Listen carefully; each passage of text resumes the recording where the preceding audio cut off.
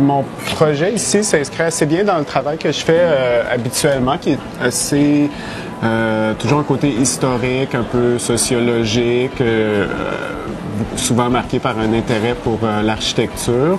Donc, en sachant que je venais ici ou en proposant mon projet, je savais que je voulais travailler sur l'hôpital de Baie-Saint-Paul, qui est un peu qui a un édifice historique assez intéressant, mais qui est en ce moment menacé de démolition.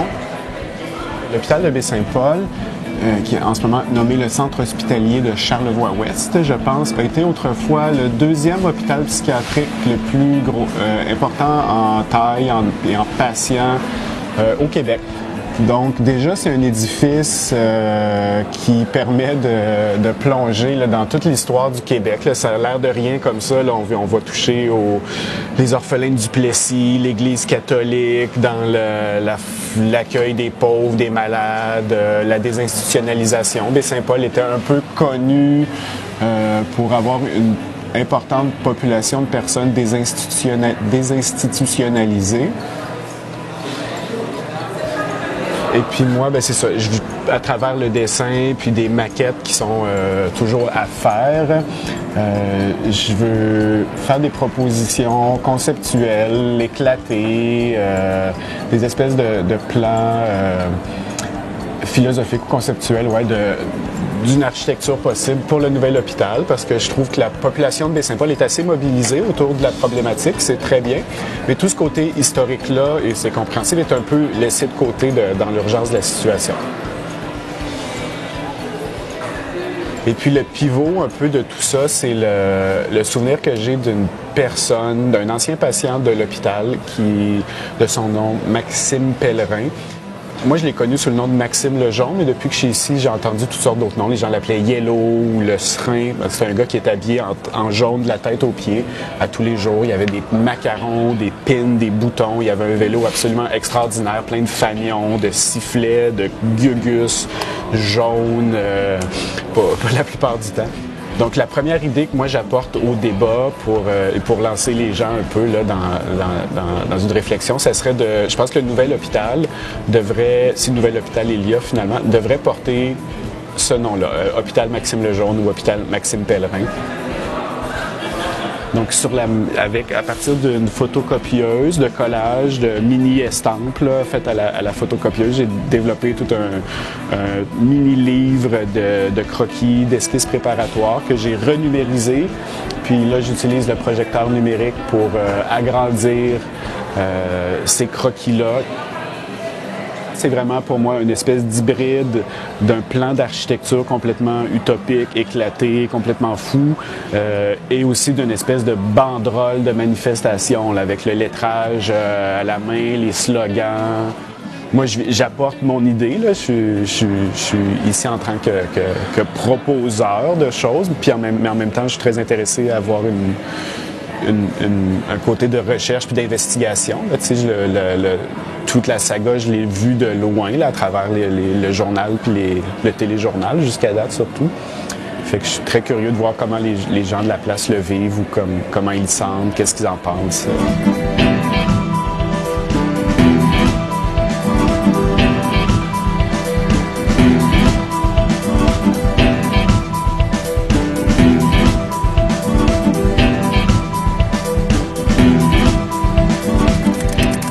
Est-ce que vous avez aimé votre expérience de visiter ici?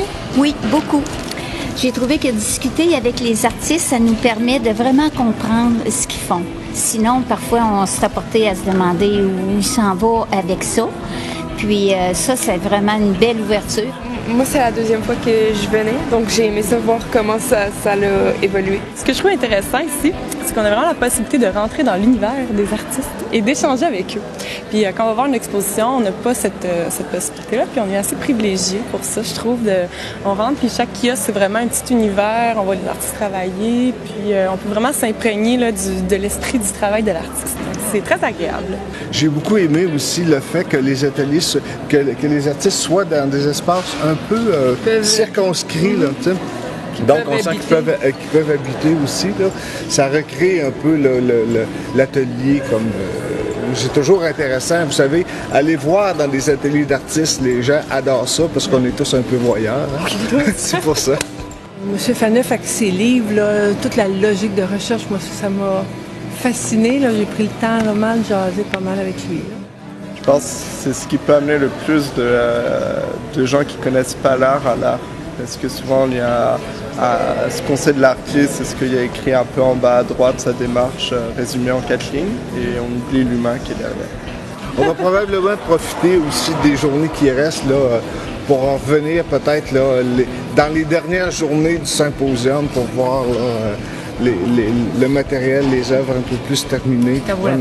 Ça vaut la peine de passer plusieurs fois au symposium pour voir l'évolution des œuvres.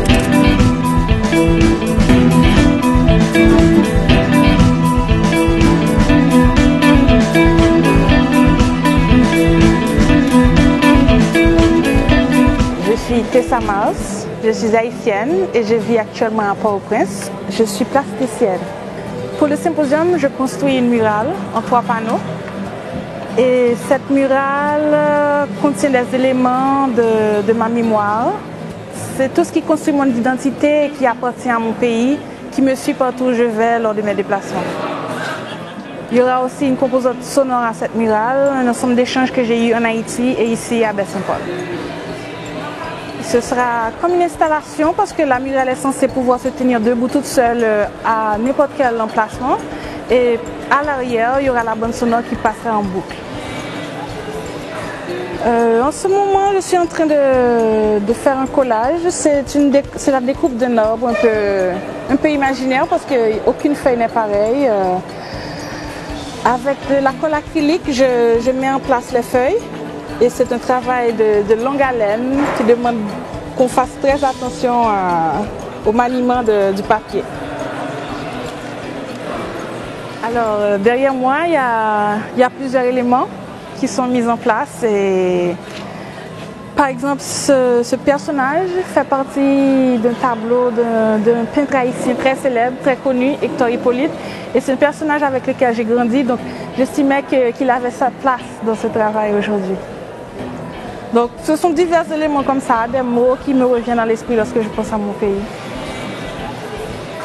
Je crois que c'est surtout des associations d'idées que j'ai. J'ai un objectif général qui est l'objet, la murale, et au fur et à mesure, je tisse des liens entre un point de départ qui peut être absolument n'importe quoi, et j'ajoute au fur et à mesure selon mes envies du moment.